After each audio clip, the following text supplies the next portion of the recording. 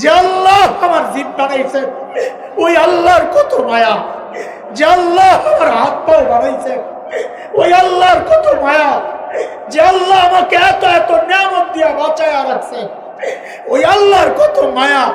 রে যুবক, আমার মালিকের কত মায়া তুমি কি দেখো না? আরে আমি আর তুমি দরজা লাগায়া যখন গুনাহ করি, জানলা বন্ধ, দরজা বন্ধ, ভেতরে গুনাহ চলতেছে, আমার মালিকের কত ভালোবাসার মায়া।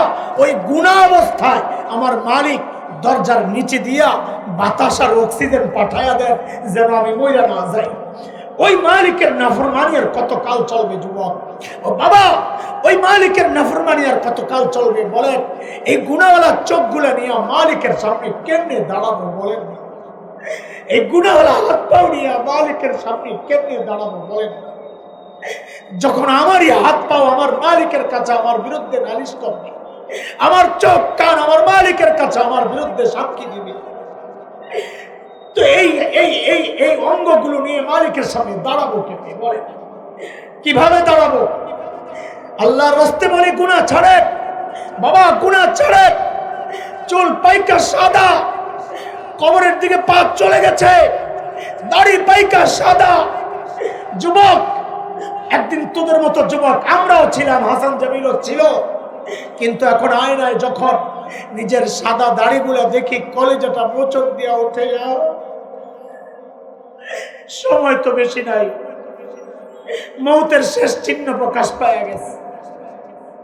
মৌত ছুটতে থাকা মানুষগুলোকে টেনে জান্নাতের রাস্তায় উঠায়া দেওয়ার জন্য, ওই অসুস্থ মানুষগুলোকে সুস্থ করার জন্য আল্লাহ সুবহানাহু ওয়া তাআলা যুগে যুগে হযরত আম্বিয়া আলাইহিস সালামকে দুনিয়ায় পাঠিয়েছেন। যেমন হযরত মূসা আলাইহিস সালামকে আল্লাহ দুনিয়ায় কেন পাঠাইছেন, কখন পাঠাইছেন? আল্লাহ তাআলা যখন দেখেছেন ফেরাউন এবং তার বংশের লোকেরা বনি ইসরাইলের উপর এমন নির্যাতন চালাচ্ছিল যে বনি ইসরাইল নিঃশেষ হয় প্রায়। নির্যাতনের কিছু ধরন কোরআন আল কারীমের মধ্যে আসছে, যেমন সূরা ইব্রাহিমের 6 নম্বর আয়াত।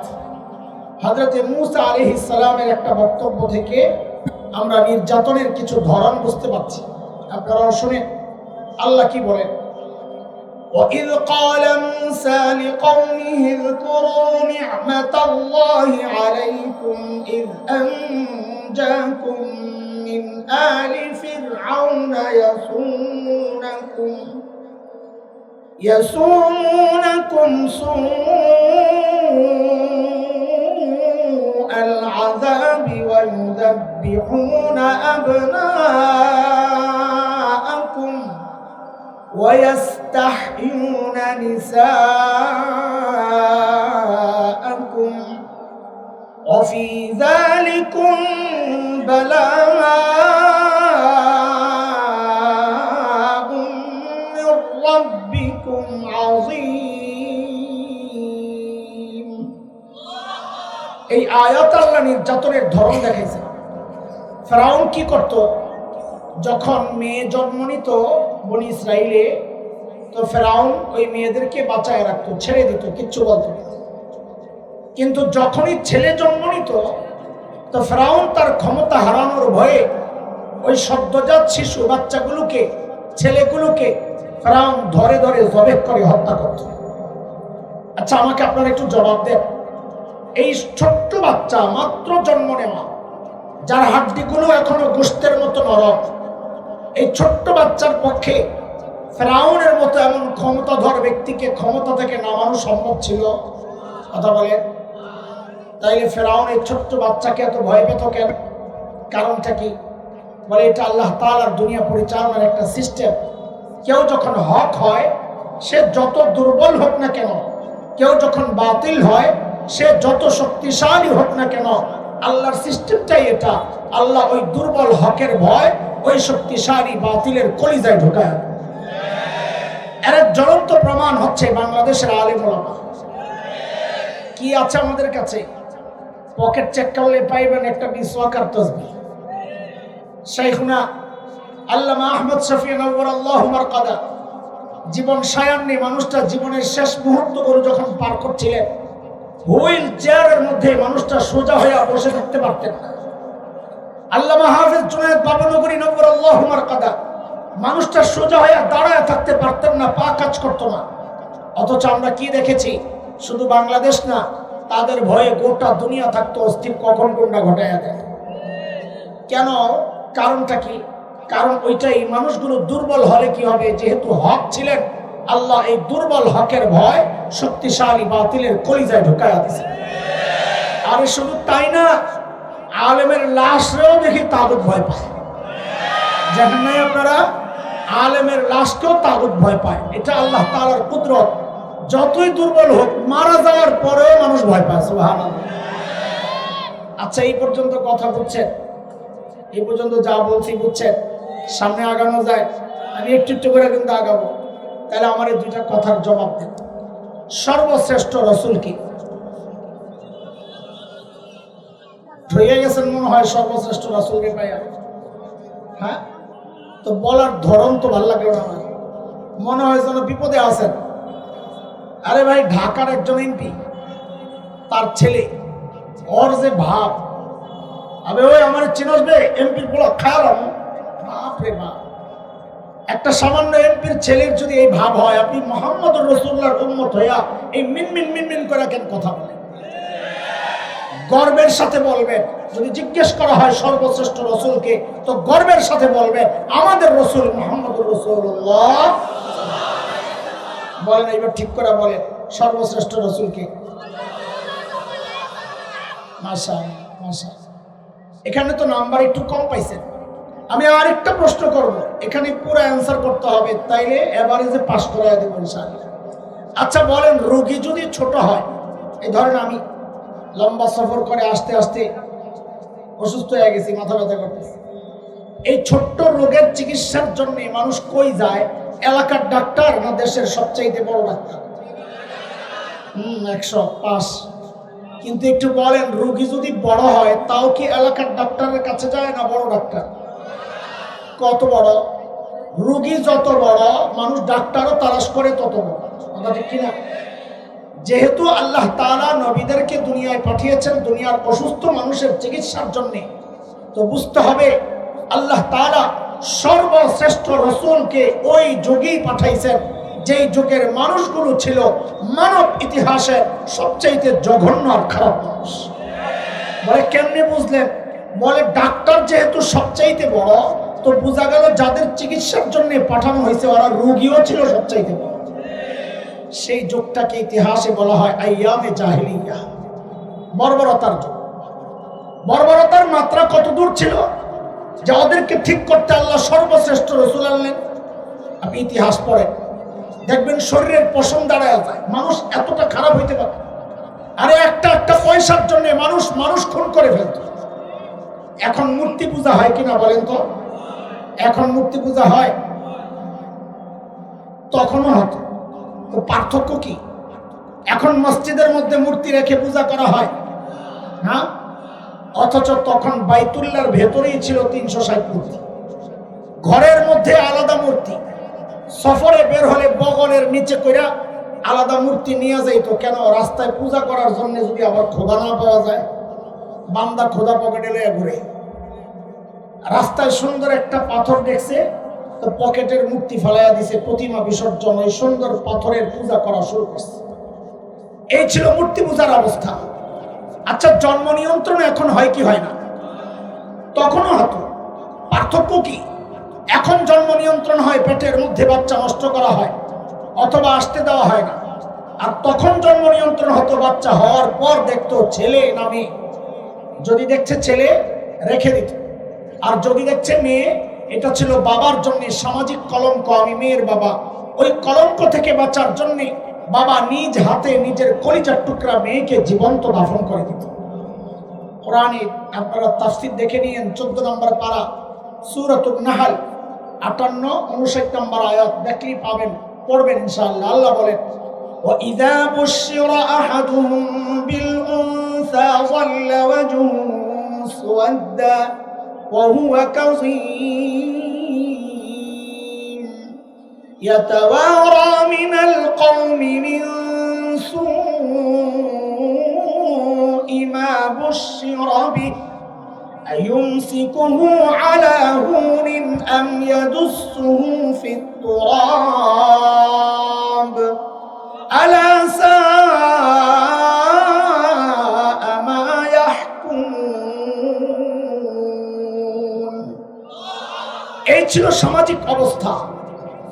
এই যখন অবস্থা, এই মানুষগুলো এতটা খারাপ হওয়ার পেছনের মৌলিক কারণ কি ছিল? দেখেন, আমাদের কথার বয়ানের মূল পয়েন্টগুলো আমি বলতেছি, এগুলা যত সহজে বুঝবেন, মনে রাখবেন, তো বয়ানটা বোঝা সহজ হবে ইনশাআল্লাহ। মানুষগুলো এতটা খারাপ হওয়ার পেছনের মৌলিক কারণ কি ছিল? দেখেন, কারণের অভাব ছিল না, কিন্তু মৌলিক কারণ। আমাদের দারুল দেওবন্দের 50 বছরের উপরের প্রিন্সিপাল হাকিমুল ইসলাম কারি তৈয়ব রহমতুল্লাহ আলাইহি বলেছেন, মানুষগুলো এতটা খারাপ হওয়ার পেছনের মৌলিক কারণ ছিল দুইটা। বলেন আমার সাথে, কয়টা? সবাই বলেন। পড়া মুখস্থ করা লাগবে, তো এই জন্য আমি কথাগুলো আপনাদের থেকে নিচ্ছি। বলেন, মৌলিক সমস্যা ছিল কয়টা? সবাই বলেন, আরো জোরে বলেন। আচ্ছা, 1 নম্বর সমস্যা জাহালত, অজ্ঞতা, মূর্খতা, লেখাপড়া ছিল না, মানুষ যা ইচ্ছা তাই করেছে। 2 নম্বর সমস্যা ছিল চারিত্রিক অধঃপতন। দেখেন, এই দুইটা সমস্যা এতটা ভয়ঙ্কর সমস্যা, একটাও যদি কারোর মধ্যে থাকে সেও অপরাধ করে। যেমন আপনাদেরকে জিজ্ঞেস করি, একজন ইঞ্জিনিয়ার শিক্ষিত না মূর্খ? যদি বলেন। অথচ আমরা কি দেখলাম?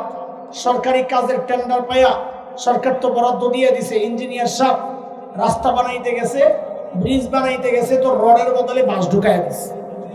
আরে কথা কর না, ও কি জানতো না এখানে রড ঢুকাইতে হয়? আমার সাথে জবাব দেন, ও জানতো না রড ঢুকাইতে হয়, তাও বাঁশ কেন ঢুকাইছে? ওই যে চরিত্রের সমস্যা, শিক্ষার সমস্যা। একটা না থাকলে মানুষ অপরাধ করে। আর সেই সময়ের বর্বর আরবদের মধ্যে না ছিল লেখাপড়া, না ছিল চরিত্র। বলেন, মৌলিক সমস্যা কয়টা? এই মৌলিক 2 সমস্যা ঠিক করার জন্য, সংশোধনের জন্য, মোকাবেলার জন্য আল্লাহ সুবহানাহু ওয়া তাআলা সর্বশ্রেষ্ঠ রাসূল সাল্লাল্লাহু আলাইহি ওয়াসাল্লামকে মৌলিক 2টা দায়িত্ব আর জিম্মাদারি দিয়ে দুনিয়ায় পাঠায়া দিয়েছেন। আমি আবার আপনাদের কাছে জিজ্ঞেস করতেছি, বলেন, মৌলিক সমস্যা ছিল কয়টা? সমাধানও আল্লাহ পাঠাইছেন 2টা। বলেন, সমস্যা কয়টা? সমাধান কয়টা? আবার বলেন, সমস্যা কয়টা? সমাধান কয়টা? আল্লাহর হাবিব নবুয়ত পেয়ে ঘোষণা দিলেন, ইন্নামা বুইসতু মুআল্লিমা বুইসতু লিউতাম্মিমা মাকারিমাল আখলাক। নবী ঘোষণা দিলেন, আল্লাহ আমাকে শিক্ষক বানায়া দুনিয়ায় পাঠাইছেন। কি বানায়া? বলেন, আমাদের নবী কি ছিলেন? আমি আবারও পরে জিজ্ঞেস করব, তখন কিন্তু বলা লাগবে। আমি গুছায়া আগাইতেছি, কারণ পরে যেন কথাগুলো জবাব দিতে পারেন। আমাদের নবী কি ছিলেন? সবাই বলেন, কি ছিলেন? আল্লাহ আমার নবীকে শিক্ষক বানাইয়া কেন পাঠাইছেন? ওই যে ওদের মৌলিক 2 সমস্যার একটা ছিল মূর্খতা, সেই মূর্খতা দূর করার জন্য। 2 নম্বর, নবী বলেন, আল্লাহ আমাকে সর্বোচ্চ উন্নত চরিত্র মাধুর্য দিয়ে দুনিয়ায় পাঠিয়েছেন। কেন? আমি যেন ওই চরিত্রহীন মানুষগুলোর পেছনে মেহনত করে করে ওদেরকে মানব ইতিহাসের শ্রেষ্ঠ চরিত্রবান মানুষ বানাতে পারি। আবারও আমার সাথে যুক্ত হন, বলেন, সমস্যা কয়টা? সমাধান। এবার আবার জবাব দেন, আমাদের নবী কি ছিলেন? সবাই বলেন। আচ্ছা শুনেন, আমাদেরকে তো দাওয়াত দিয়ে আনছেন আপনাদের মন মতো কথা বলতে, না আল্লাহ যেভাবে চান। তো আল্লাহ যেভাবে চান ওইভাবে কিছু কথাবার্তা বললে তো আপনাদের অনেকের খারাপ লাগতে পারে। হ্যাঁ, লাগবে না? আরে লাগার জন্যই তো বলবো, লাগবে না মানে না লাগলে তো আমি ব্যর্থ। তবে এই বিশ্বাসটুকু রাখেন, আপনাদেরকে কষ্ট দেওয়ার জন্য কথাগুলো বলছি না, বলবো না ইনশাআল্লাহ। কথাগুলো বলার উদ্দেশ্য হচ্ছে আপনাদের হৃদয়ে আফসোসের আগুন জ্বালাইতে। আহারে কি করলাম, এই আগুনটা জ্বালাইতে চাই। ছোটবেলায় মা কনকনে শীতের মধ্যে ডলে ডলে গোসল করাইতেন না আমাদেরকে, খুব মজা লাগতো না, কষ্ট লাগতো? মাকে এই কষ্ট দিতেন আমার ক্ষতির জন্য না, আমার উপকারের জন্য। তা আমরা যারা বয়ান করি, বিশেষ করে আমি আমারটা বলি আর কি, আমার বয়ান 2 রকম হয়। কখনো বয়ান করি হয় ওয়াজ, কি কথা বল, কি? আবার কখনো হয় ওয়াজ, কি বলেন নাকি? আমাদের সমস্যা কি জানেন? আমরা ওয়াজ শুনতে বড় পছন্দ করি, কিন্তু যখনই ওয়াজ শুরু হয় বলে হুজুর তো রাজনীতি বাড়াবে। কথা ঠিক কিনা বলে? এখন আজকে কিছু ওয়াজও হবে, কিছু ওয়াশও হবে ইনশাআল্লাহ। ঠিক আছে না ইনশাআল্লাহ? দেখেন আপনারা যারা, এটা মাদ্রাসার প্রোগ্রাম, ছোট্ট মাদ্রাসা হোক, কিন্তু মাদ্রাসাওয়ালারা ডেকেছেন যেহেতু তাদের জন্য কিছু কথা আপনাদেরকে শোনাই। আপনারা যারা মাদ্রাসাওয়ালা না, মাদ্রাসায় পড়েন নাই যারা, আপনাদের গর্বের অনেক উপলক্ষ আছে। কেউ ডাক্তার তার গর্ব, কেউ ডক্টর তার গর্ব, কেউ ইঞ্জিনিয়ার তার গর্ব, কেউ সমাজপতি শিল্পপতি তার গর্ব, কেউ জনপ্রতিনিধি তার গর্ব, কেউ উচ্চপদস্থ কর্মকর্তা তার গর্ব, কারো ছেলে মেয়ে ইউরোপ আমেরিকায় থাকে তার গর্ব। কিন্তু আমরা এই মোল্লা মুন্সিরা, যাদেরকে আপনারা অনেকে খ্যাত মনে করেন, গাইয়ার সেকেলে মনে করেন, ব্যাকডেটেড মনে করেন, এমন পুরো কপালও আছে যারা আলেমদেরকে সমাজের বোঝা মনে করে, আমরা এই মোল্লা মুন্সিদেরও গর্বের একটা জায়গা আছে। আজকে সময় এসছে আপনাদের যে এই দুই গর্বের উপলক্ষগুলো মুখোমুখি দাঁড় করার। দেখেন কারা জিতলো কারা ঠকলো, সিদ্ধান্ত আপনি জানাবেন ইনশাআল্লাহ। আমরা যারা মাদ্রাসায় পড়াচ্ছি, এখানে আমি কওমি আলিয়া আলাদা করতে চাই না। আমরা যারা মাদ্রাসায় পড়াচ্ছি, আমাদের একটা গর্বের জায়গা কি জানেন? আমরা যে লেখাপড়া করি, এই লেখাপড়ার গোড়ায় হচ্ছে মুহাম্মদুর রাসূলুল্লাহ সাল্লাল্লাহু আলাইহি ওয়াসাল্লাম। যেই লেখাপড়াই করি আমরা, কোরআন পড়ি, হাদিস পড়ি, মাসালা পড়ি, যাই পড়ি না কেন, গোড়ায় কে? বলেন আমাদের লেখাপড়ার গোড়ায় কে? আপনারা কথাটা বুঝতেছেন না, এই জন্য হয়তো কথা বলছেন না, কিন্তু আমি একটু বুঝাই। ধরেন আমরা বুখারী শরীফ পড়েছি, এখানে বুখারী পড়েছেন অনেক আছেন, ওস্তাদও থাকতে পারেন, আমার জানা নাই। প্রথম হাদিস ইন্নামাল আমালু বিন্নিয়াত, লম্বা হাদিস। এই হাদিসটা আমি তো ঢাকার ফরিদাবাদ মাদ্রাসায় পড়েছি। আমার ওস্তাদ মুহতারাম শেখুল হাদিস আল্লামা আব্দুল হাফিজ রহমতুল্লাহি আলাইহি, আমি এই হাদিসটা দেওবন্দ, ভারতের দেওবন্দ মাদ্রাসায় পড়েছি।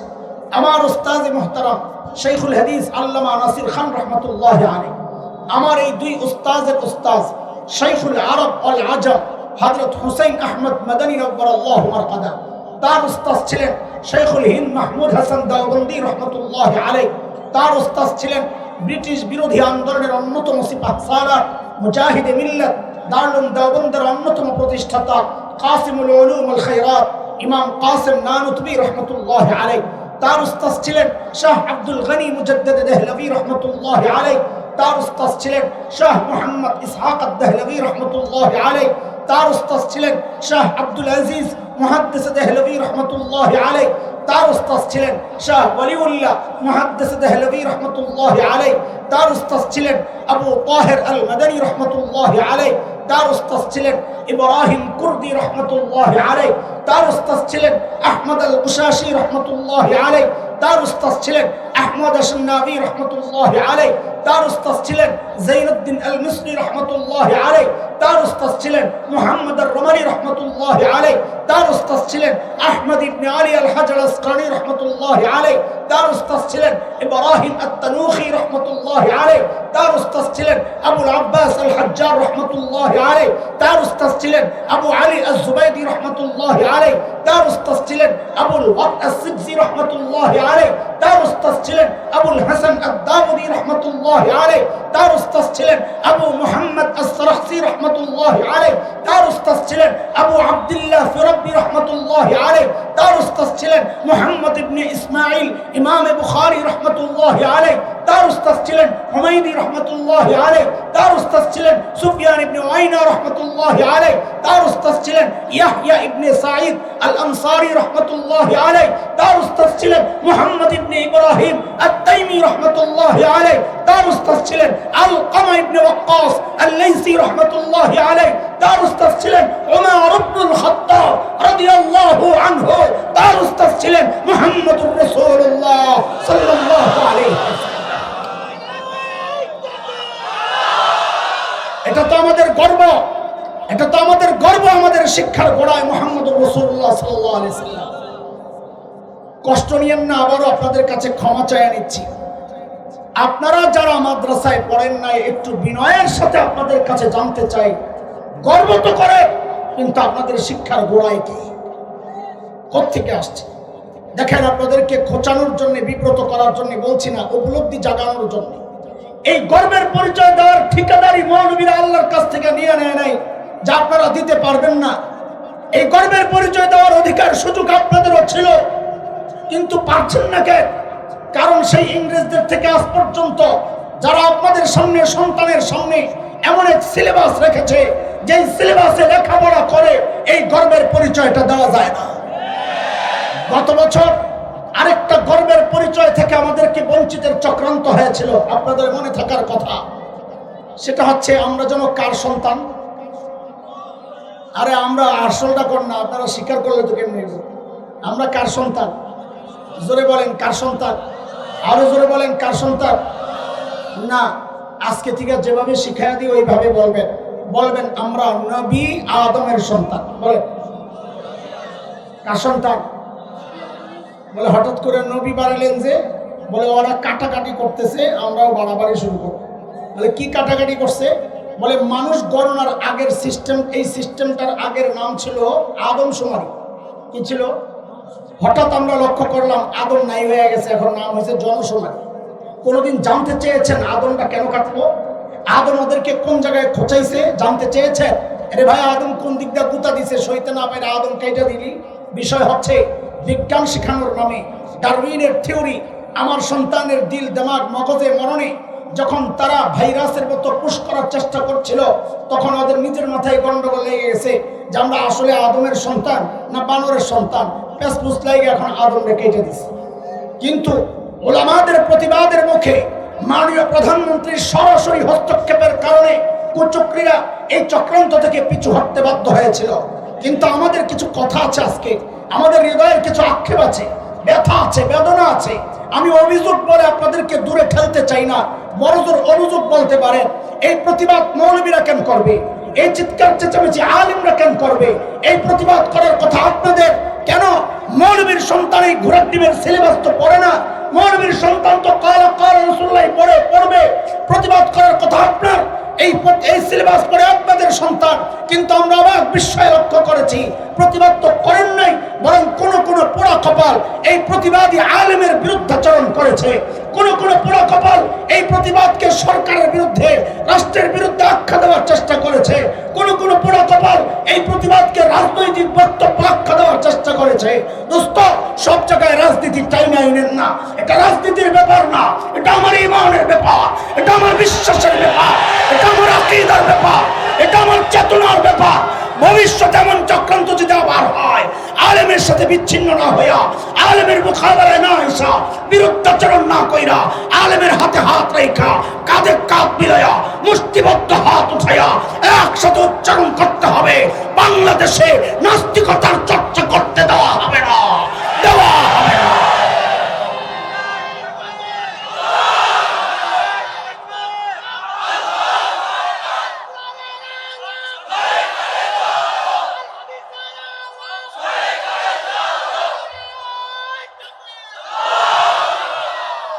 মোহতারাম হাজরিন, আমি আবারও পড়া শুনতে চাই আপনাদের কাছে। সমস্যা কয়টা? সমাধান বলেন নাই তাইলে আশা।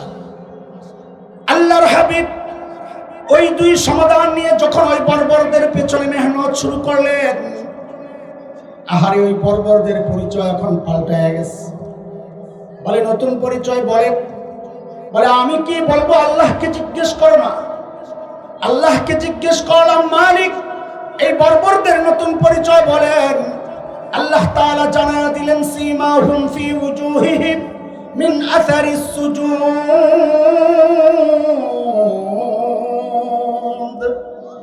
আল্লাহ বলেন ওদের চেহারার মধ্যে সেজদার চিহ্ন দেখবা। বলে সেজদার চিহ্ন তো বাহির দিয়া, তার মানে বাহিরে ফিটফাট, আবার ভেতরে সদরঘাট কিনা? আল্লাহ বলেন না না না, আমার নবীর সাহাবীরা বাহিরও এক নাম্বার, ভেতরও এক নাম্বার। বলে ভেতরে এক নাম্বার আমরা বুঝবো কেমনে? তো আল্লাহ যেন জবাবে বলছেন, আরে তোর বুঝার দরকার কি? আমি ওদের কলবের পরীক্ষা নিয়েছি, ওই পরীক্ষায় ওরা পাস। আল্লাহ বলেন উলাইকাল্লাযীনা ইমতাহানাল্লাহু কুলুবাহুম লিত্তাকওয়া লাহুম মাগফিরাতুন ওয়া আজরুন আযীম।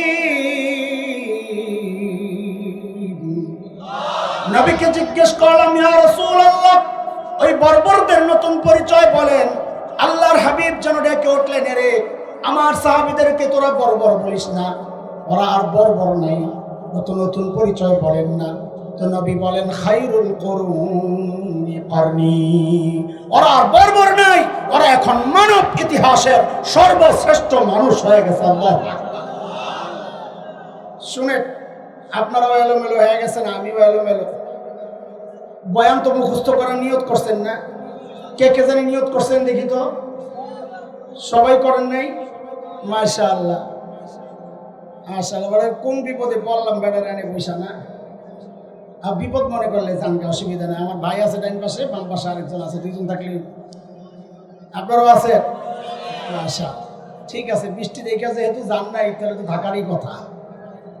আশা আচ্ছা, একটা কাজ করেন, চলেন আমরা আজকে বয়ানটারে আপনাদেরকে একটা সুতার মধ্যে গেঁথে দিই, অথবা দুইটা প্যাকেট বানিয়ে দিই। কি বলেন? খিচুড়ি নাই তো না? তাহলে তো প্যাকেট বেড়ে যাবো না। বয়ানের প্যাকেট হলো দুইটা, খিচুড়ি হারা দিব, 2 প্যাকেট আমরা দিই। ঠিক আছে, নিবেন না ইনশাল্লাহ? হ্যাঁ, এই 2 প্যাকেট পাইয়া এরপর যদি মনে চায় খিচুড়ির জন্য বসে থাকবেন, তাহলে আমি মনে করুন কি যে আপনারা এই 2 প্যাকেটে খুশি না। খিচুড়ি নিয়ে যায়, নাহলে খিচুড়ি নষ্ট হইব। এমনি বললাম। শুনেন, এই পর্যন্ত যা বলেছি, সামনে যা বলবো ইনশাল্লাহ, পুরা বয়ানটা মোট 6 কথার বয়ান। মাত্র কয় কথা বলেন? কয় কথা? সবাই বলেন কয় কথা? সাহাবীদেরকে নিয়ে 3 কথা, আমার মতো জাহেল যারা তাদেরকে নিয়ে 3 কথা। এই সাহাবীদের 3 কথা 1 প্যাকেট, আর আমাদের মতো যারা তাদেরকে নিয়ে 3 কথার 1 প্যাকেট। এই 2 প্যাকেট বানায়া 1 প্যাকেট খুলবো আর ব্যাখ্যা দিব, আর 1 প্যাকেট খুলবো, ব্যাখ্যা দিয়া বয়ান শেষ। দেখবেন পুরা বয়ানটাই 6 কথা ব্রেকেট দিছি, ব্রেকেট। এই 6 কথার ভিতরেই ঘুরতেছে, বাইরে যাবো না ইনশাআল্লাহ। এই জন্য বলেছি আমি এক লাইনে সোজা নাক বরাবর চলতে থাকবো। চেইন কথা, একটার সাথে আরেকটা জয়েন লাগা, একটা না বুঝলে পরেরটা বুঝানোর জন্য কষ্ট হবে দোস্ত। এই জন্য মনোযোগ চাই আপনাদের। মনোযোগ আছে তো না? পরীক্ষা নিলে তো পরে ফেল করবেন নিয়ে। আমার কথা কয়, ফেল করবেন না? তো কে কে ঘুমাইছেন হাত তুলে দেখান তো। আল্লাহু আকবার। দেখছেন নি কারবার? এরা বলে ফেল করবো না। ও হাত দেখাইছেন মানে ঘুমান নাই? ও আচ্ছা, আমি বুঝি নাই। ঠিক আছে, আপনারাই ঠিক। আল্লাহ বাঁচাইছি ইজ্জতটা কোনো রকম। বলেন কয় কথার বয়ান আজকে? সাহাবীদেরকে নিয়ে কয় কথা? আমার মতো জাহেলকে নিয়ে কয় কথা? সাহাবীদেরকে নিয়ে 3 কথা। কি আমি যা বলি হুবহু আমার সাথে তাই বলবেন, জবাব দিয়েন না। আমি প্রশ্ন করছি না, আমি পরামর্শ করাইতেছি। সবাই বলবেন আমার সাথে, বলেন ওরা ছিল কি? আরে আমি তো জবাব চাই নাই, আমি যা বলি হুবহু এটা বলেন। বলেন ওরা ছিল কি? সবাই বলেন ওরা ছিল কি? অবাক হওয়ার মতো একটা ভাব নিয়ে বলেন হইল কি? আবার ওরা ছিল কি? হইল কি? মাঝখানে ঢুকলো কি? আচ্ছা বুঝেন, তাহলে বলতে মজা লাগবে। ওরা ওরা ওরা মানে কারা? সাহাবায়ে কেরাম, নবী আলাইহিস সালামের সঙ্গীরা। ওরা ছিল কি? ওরা ছিল মানব ইতিহাসের সবচাইতে জঘন্য আর খারাপ মানুষ। বলে আপনি বারবার এই কথাটা কোত্থেকে বলেন? বলে ভাই হিসাব মিলাও, সূত্র মিলাও। যেহেতু আল্লাহ তাআলা সর্বশ্রেষ্ঠ ডাক্তারকে পাঠাইছেন ওদেরকে ঠিক করার জন্য, ডাক্তার যেহেতু সবচেয়ে বড়, তো বোঝা গেল যাদের চিকিৎসার জন্য পাঠানো হয়েছে ওরা রোগীও ছিল সবচেয়ে বড়। হিসাব সোজা না, কোনো ভেজাল আছে? আচ্ছা, তো ওরা ছিল কি? সবচাইতে খারাপ মানুষ। হইল কি? সবচাইতে ভালো মানুষ। অবাক করা ব্যাপার। সবচাইতে খারাপ মানুষটা সবচাইতে ভালো মানুষ কি করে হয়? কোন জাদুর কাঠের ছোঁয়া এই পরিবর্তন? বলে মাঝখানে কি ঢুকছে? কোন কার ছোঁয়া এই পরিবর্তন? বলে মাঝখানে ঢুকছে হচ্ছে কোরআন আল কারীম। বলেন আরে ঠিক করে বলেন, মাঝখানে কি ঢুকছে? সবাই বলেন কি ঢুকছে? এইবার 3 কথা বলেন, দেখবেন আলাদা একটা মজা আসবে, যেহেতু আপনি বুঝে গেছেন। বলেন ওরা ছিল কি? অবাক হওয়ার মতো ভাব থাকবে। হইল কি? মাঝখানে ঢুকলো কি? 1 প্যাকেট গিট্টু গিট্টু গিট্টু লাগান, তাড়াতাড়ি গিট্টু লাগান। লাগাইছেন? এই প্যাকেট রাখেন, আমরা পরে এইসব খুলে এই প্যাকেটের ব্যাখ্যা আসবো ইনশাআল্লাহ। রাখেন 1 প্যাকেট। চলেন আরেক প্যাকেট বানাই আমার মতো জাহেল যারা তাদেরকে নিয়ে। দেখেন সাহাবায়ে কেরাম ইসলামের ছায়াতলে এসে যে অপরাধগুলো ছাড়লো, নারী, মদ, জুয়া, সুদ, ঘুষ, মারামারি, কাটাকাটি, ছিনতাই, ডাকাতি, নিজের সন্তানকে জীবন্ত দাফন করা, গোত্রে গোত্রে লড়াই, সব ছাড়লেন। আর আমরা এই সমাজের মানুষ এই সব অপরাধগুলোরে আঁকড়ে ধরলাম। সাহাবায়ে কেরাম যে কোরআন ধরে সর্বশ্রেষ্ঠ মানুষ হয়ে গেলেন, আমরা সেই কোরআনকে ছাড়লাম। বলেন এইবার আমাদের এই কাজটা আমাদের জন্য আফসোসের, হতাশার না গর্বের? বলেন আফসোসের না গর্বের? তা আফসোস যদি হয় তা আমাদের তিন কথা বলে ফেলেন। বলেন আমার সাথে সবাই বলেন, ধরলাম কি? আফসোসের সুরে, হতাশার সুরে বলতে হবে ছাড়লাম কি। আবার ধরলাম কি, ছাড়লাম কি। এরকম মুনাজাতের মতো হাত ওঠান, এরকম মুনাজাতের মতো হাত ওঠান, ওঠায় কপালে একটা জোরে বাড়ি মারবেন আর বলবেন আহারে করলাম কি। না না, আহারে বৃষ্টির মতো ঠান্ডা ঠান্ডা হয়ে গেছে। আহারে এমন ভাবে বলতে হবে যে আপনার আহারের সাথে হৃদয়ের ব্যথাটা প্রকাশ পায়, কতটা কষ্ট পাইছেন ওই আহারের উচ্চারণ সেটা প্রকাশ করে। এই জন্য বলেন ধরলাম কি, ছাড়লাম কি, আহারে করলাম কি। কয় কথা হয়েছে? এবারে এই পাশে আরেক গিট্টু লাগা। কয় কথা আজকের বয়ান? কয় কথা? এই যে 6 কথা বলছি না, আপনি খেয়াল করবেন আমি এই 6 কথার বাইরে আর যাচ্ছি না। একটা ব্রেকেট দিয়ে দিলাম, আপনাদের বুঝা, মনে রাখা, বাড়ি নেওয়া, আমল করা সব জন্য সহজ হয় ইনশাআল্লাহ। বলেন সাহাবীদেরকে নিয়ে কয় কথা বলেন তো? ওরা ছিল কি? ছিল কি? ছিল সবচাইতে খারাপ, বর্বর। ওরা ছিল কি? সবচেয়ে খারাপ। হইল কি? সবচেয়ে ভালো। কিসের ছোঁয়ায়? মাঝখানে কি ঢুকছে? কোরআন আল কারীম। চলেন এই 3 কথার একটা উদাহরণ দেখি। এখন যে কথাগুলো চলবে, গোড়া ঠিক রাখা লাগবে, হারায় গেলে চলবে না আমার সাথে। এখন কি বুঝাবো? ছিল কি হইল কি বুঝাবো, যে কি মানুষ কোরআনের ছোঁয়া, ইসলামের ছায়াতলে এসে প্রিয় হাবিব সাল্লাল্লাহু আলাইহি ওয়াসাল্লাম উত্তম আদর্শের ছোঁয়া পেয়ে কি মানুষগুলা কি হয়ে গেল। একজন সাহাবীর হিস্টোরি, ছোট্ট একটা গল্প আপনাদেরকে শোনায় আমি একটু বুঝাইতে চাই। দেখেন, গল্প করে করে টাইম পাস করার সময় আমাদের হাতে নাই। আমাদের মূল কথাগুলো বলেই তো শেষ করতে পারি না। এমনটা মনে করার কোনো কারণ নাই আমি টাইম পাস করতেছি। না, আমার হাতে সময় তো নাই, টাইম পাস করবো কেমন? আমি তাড়াহুড়া করতেছি। এই গল্প যেটা শোনাচ্ছি এটাকে গল্প মনে করার কোনো কারণ নাই। কেন? কারণ এই গল্পের লেখক হচ্ছেন আরবের বিখ্যাত লেখক আব্দুর রহমান রফাত বাশা। ওনার একটা সাহাবীদেরকে নিয়ে বিখ্যাত কিতাব আছে যার নাম হচ্ছে সুয়ারুম মিন হায়াতিস সাহাবা। ওই কিতাবের প্রথম ঘটনা এটা, যা আমি আপনাদেরকে শোনাতে চাচ্ছি। একটু খেয়াল করে শুনেন। আল্লাহর নবীর এক সাহাবী হযরত সাঈদ ইবনে আমির আল জুমাহি রাদিয়াল্লাহু আনহু মুসলমান হয়েছেন একটু দেরিতে, হিজরতের অনেক পর। দেরিতে মুসলমান হলে কি হবে? ঈমান ছিল বড় পাক্কা। কতটা পাক্কা? একটা ঘটনা শুনলেই বুঝবেন হযরত সাঈদের ঈমান ছিল কতটা পাক্কা। সাইয়েদনা ওমর রাদিয়াল্লাহু আনহু যখন খলিফা, একটু বলেন আমার সাথে, যুক্ত হন।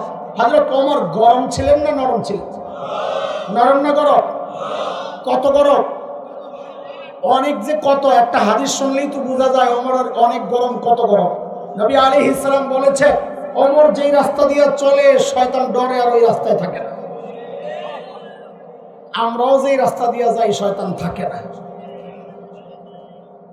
না থাকে না। ওমরেরটা থাকতো না ডরে, আর আমগো থাকে না প্রয়োজন মনে করে না, তুই আমার কাম চালা। কথা বুঝেন নাই? হযরত ওমর যখন খলিফা, সাঈদ ইবনে আমির আল জুমাহি যায় একদিন ওমরকে বলতেছেন, ওমর আল্লাহ দায়িত্ব দিয়েছেন ঠিকঠাক মতো আদায় করে, নাইলে কিন্তু খবর আছে। বাপরে বেটার কলিজায় সাহস কত! কই পাইল এই দুঃসাহস? সাহস। মানুষ নিজে যত সৎ হয় তার সাহস তত উঁচা হয়। নিজের মধ্যে 2 নম্বরই থাকলে কথা বলবে মিন মিন মিন মিন মিন মিন মিন করে, আর তেলের দাম বাড়াইবে। তেলের দাম কেমনে বাড়ায়? ঠিক তো কইছস। তেল নানান জায়গায় ব্যবহার হইলে, এটা তো অর্থনীতির ভাষা, প্রোডাকশনের চেয়ে যদি খরচ বেশি হয় তো জিনিসের দাম বেড়ে যায়। এটা তো অর্থনীতির থিওরি না। তেল বানাইছে খাওয়ার লেগে, কথায়ও লাগায়, খাওয়ায়ও লাগায়, সব জায়গায় তেল, অর্থাৎ তো দাম তো বাড়বে। এত ঘুরাইয়া পেঁচাইয়া না বইলে আমি ডাইরেক্ট মেরে দিই আর কি, যে তেলের দাম বাড়া। এমন তোরা না বুঝলে ব্যাখ্যা দেওয়া লাগে, আমার কি দোষ? আচ্ছা শোন, হযরত ওমর জোর করে ধরছেন, মিয়া আমার ওয়াজ করো, সব দায়িত্ব আমার কাঁধে চাপায়া দিয়া, কিছু দায়িত্ব তোমরাও না। তো জোর করে ধরে সিরিয়ার এক শহর হিমসের গভর্নর বানায়া পাঠায়া দিছে। আচ্ছা, ওই যে আমার আলোচনার ধারা আমি বলেছি এক লাইনে চলবো, মাঝে একটু বাইরে যাব লাইনের কথা বুঝাইতে, যে এখন একটু বাইরে যাচ্ছে। দেখেন, যেই এলাকার মানুষ যত ধনী হয় ওই এলাকার জনপ্রতিনিধি যারা, তারাও এইরকম ধনী হয়। আজকের দুনিয়ায় Bangkok, Singapore, Thailand, Dubai, Abu Dhabi, Karachi, Bombay, আমাদের চিটাগাং, এগুলো যেমন বাণিজ্যিক শহর, ওই সময়ে গোটা দুনিয়ার বাণিজ্যিক শহর ছিল সিরিয়া।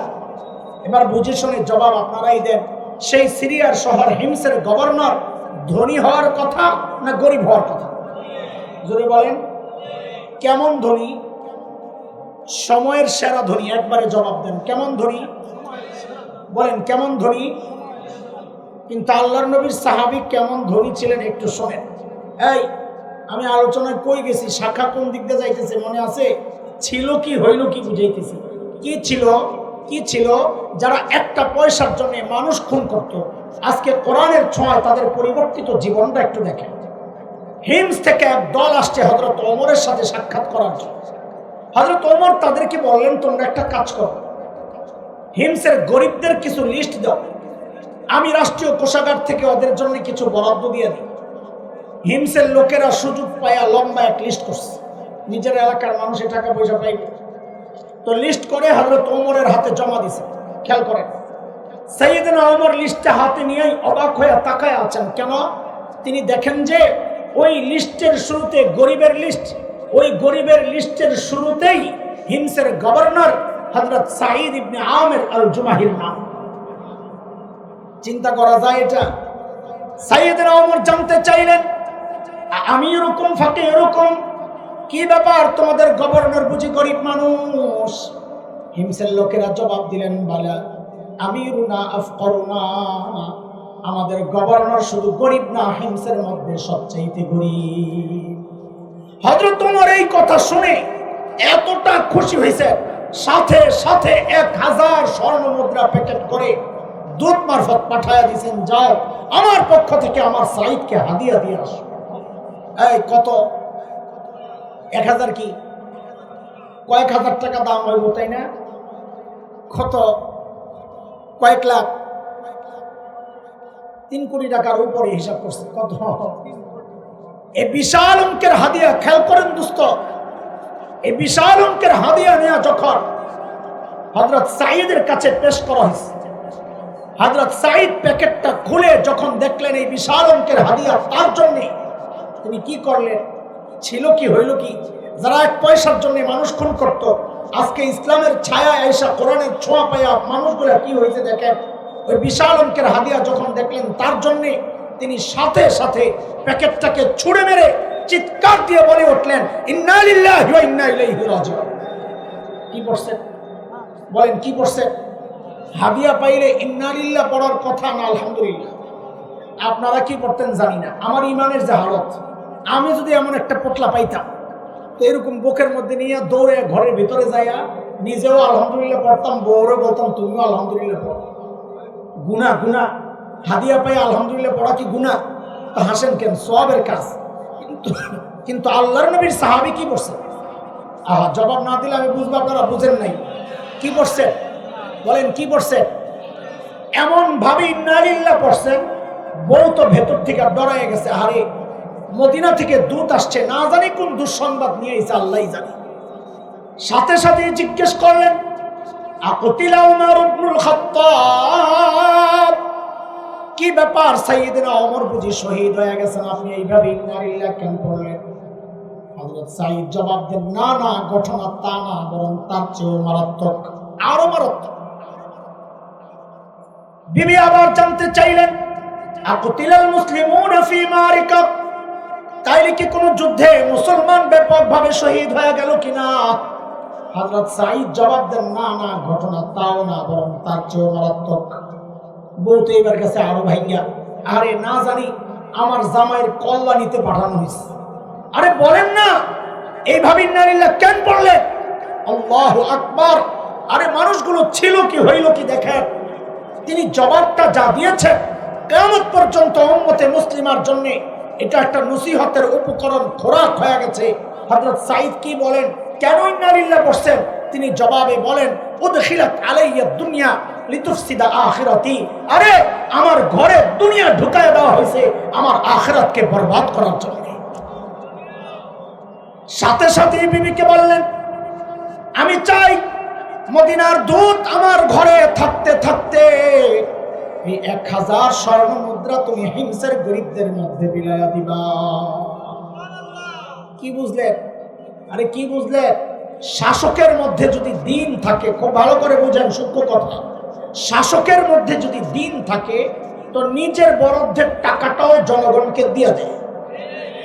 আর শাসকের মধ্যে দিন না থাকলে জনগণের বরাদ্দের টাকা মাইরা বিদেশে যায় বাড়ি বানায়। কথা ঠিক কিনা বলেন? হযরত ওমর যখন বললেন সব দিয়ে দাও, বউ তো আর আমাদের বউ না,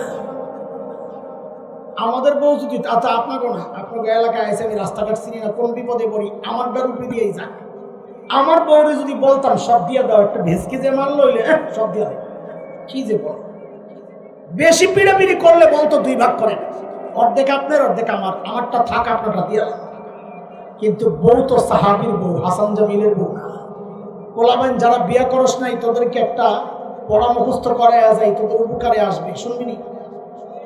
এটাও মিন মিন করে কথা কস, তবু কি বিয়ে শাদীর শর্টক নাই তো কথা কস না কেন? একটা উপকারী কথা বলবো কি বলবো না বল? এতক্ষণে তেজ আসছে, ফিরিতে দেই তো জিনিস মজা লাগে না। এই যে তোরা অনেকে বউ চাস, খুঁজস পাস না, ঘটনাটা কি জানোস?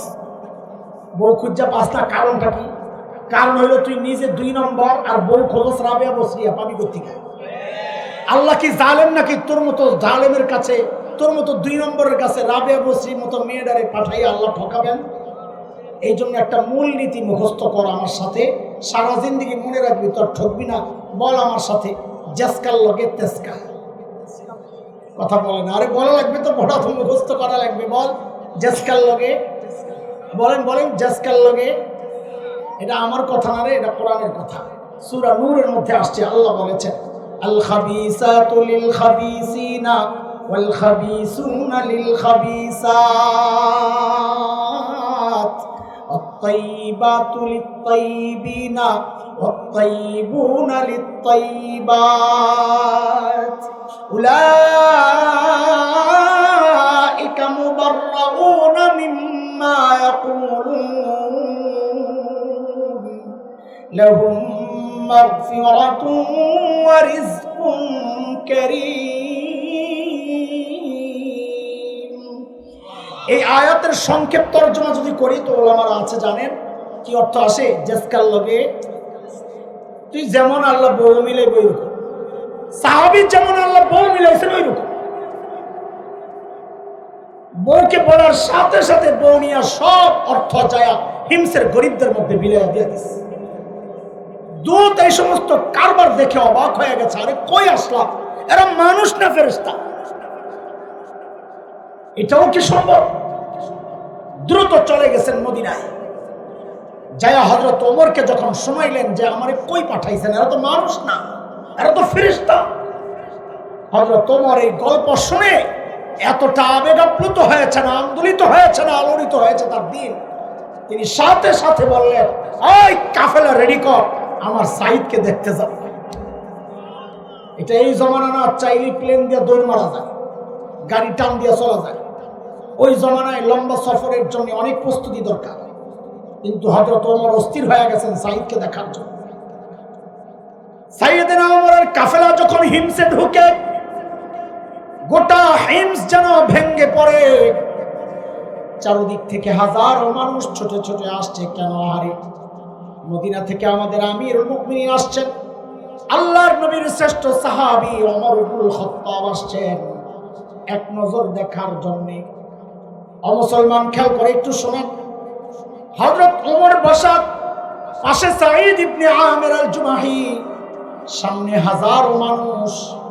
হযরত ওমর চিন্তা করলেন, সাঈদকে আমি তো ভালো জানি, কিন্তু জনগণ কি বলে এই সুযোগে একটু পরীক্ষা করে নেওয়া যাক।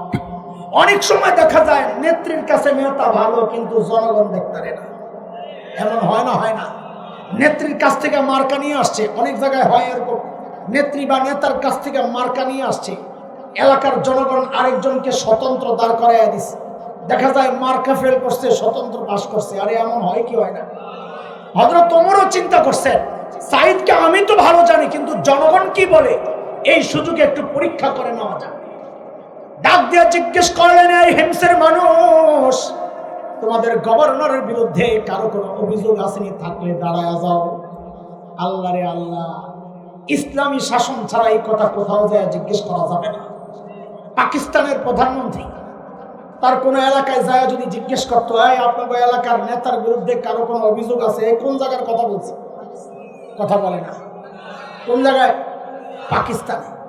আপনার নেতার বিরুদ্ধে কারো কোনো অভিযোগ আছে, তো পাবলিক মাথা নিচের দিকে দিয়ে বলবো অভিযোগ তো আছে, কিন্তু দাঁড়াবো না, দাঁড়াইলে আবার সকালে শুয়ে পড়া লাগবে। কথা বলে না। আর কি আশ্চর্য, ঠিক কিনা? কোন জায়গায়?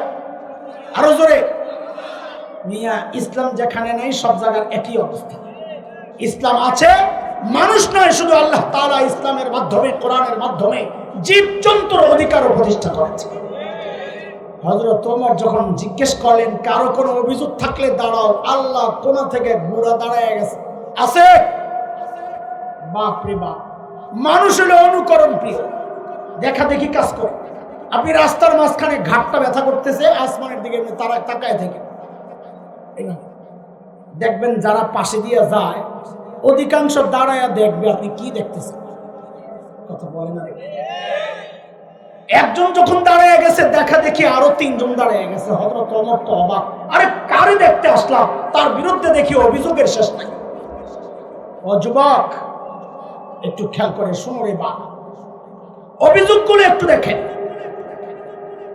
হযরত ওমর বললেন, বলেন আপনার কি সমস্যা? এক নম্বর, আল্লাহ প্রথম জন দাঁড়াইয়া দিছে মারাত্মক এক অভিযোগ, আমিরুল মুমিনিন, আমাদের গভর্নর না মাসে একদিন অফিসে আসে না। হয় মাসে কয়দিন? জোরে বলেন। আর আমরা তো সপ্তাহে 2 দিন ছুটি কাটাই। এর মধ্যে যদি আবার দিবস টিবস করে যায়, যেমন এই যে ডিসেম্বরে পড়ছে কয়টা, 16 ডিসেম্বর পড়ছে, সেই সপ্তাহে 3 দিন। আবার 25শে ডিসেম্বর গেছে 16 দিন, ওই 16 দিনের ওই সপ্তাহে তো 3 দিন। কি দিন গেছে রে? বড়দিন। শীতকালে আবার দিন বড় করতে গেল বড়দিন। আমাদের বড়দিন তো শুক্রবার, খ্রিস্টানরা বড়দিন করি কি আমরা কম রাখি। শীতকালের দিন তো ছোট, আপনারা কি করেন?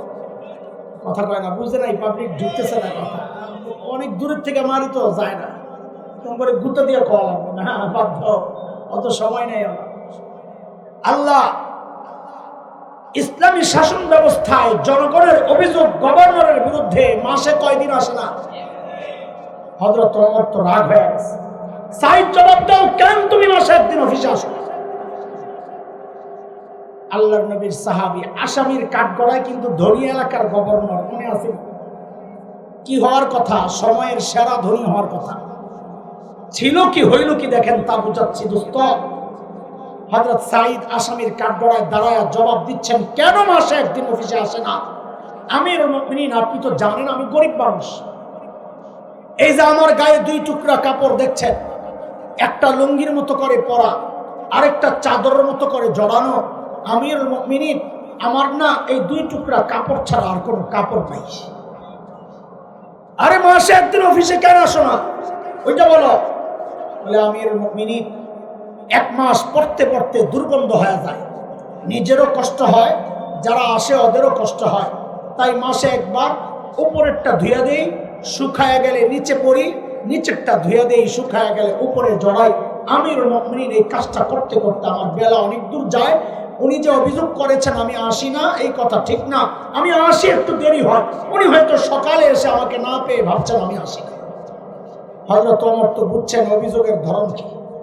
বলেন, 2 নম্বর, আপনার কি অভিযোগ? ও মাহবুব, 2 নম্বর জনের অভিযোগ তো আরো মারাত্মক।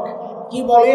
আমিরুল মুমিনিন, আমাদের গভর্নরের দিনে তো পাই, রাতে আর পাই না। কি ডিউটি লইছে ওনারা, রাতেও সময় দেওয়া লাগে। হযরত ওমর তো রাগ হয়ে গেছে।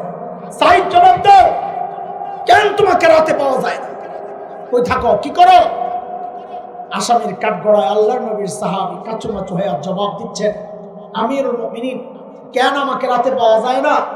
কাসসামতু হায়াতি বাইনা রাব্বি ওয়া বাইনা ইবাদি। আমিরুল মুমিনিন, জীবনটাকে 2টা ভাগ করছি। এক ভাগ রাতটা আমি আমার মালিককে সময় দেই, আর দিনটা মালিকের বান্দাদেরকে সময় দেই। এর দোস্ত, কাদের কথা শোনাচ্ছি? যারা সফরে বের হলে বগলের নিচে করে মূর্তি নিয়ে যাইতো যেন পূজা মিস না হয়। মনে আসেনি কথা? আজকে তারা বলছে কি, অর্ধেক রাতটা দেয়, রাতটা সময় দেয় মালিককে, আর দিনটা দেয় মালিকের বান্দাদেরকে। আমরা তো ব্যস্ত মানুষ, যুবক খেয়াল করে শোনো, আমরা তো ব্যস্ত মানুষ। বাবারা আপনারাও শোনেন, মায়েরা শোনেন, আমাদেরকে ডেকেছেন কিছু কথা শোনেন। আমরা তো ব্যস্ত মানুষ, আমাদের কত কাজ, মালিককে সময় দেওয়ার টাইম কোথায়? আমাদের ব্যস্ততা আছে না, মালিককে সময় দেওয়ার টাইম নেই। এরে জালিম, আমি আর তুমি ছাড়া দুনিয়ার সব মালিককে টাইম দেয়। একটা গাছের দিকে তাকায় দেখো না, কি মনে হয় গাছটা বুঝি এমনি দাঁড়ায় আছে? না না না, ওই গাছটাও দাঁড়ায়া দাঁড়ায়া মালিকের তাসবিহ পড়ে।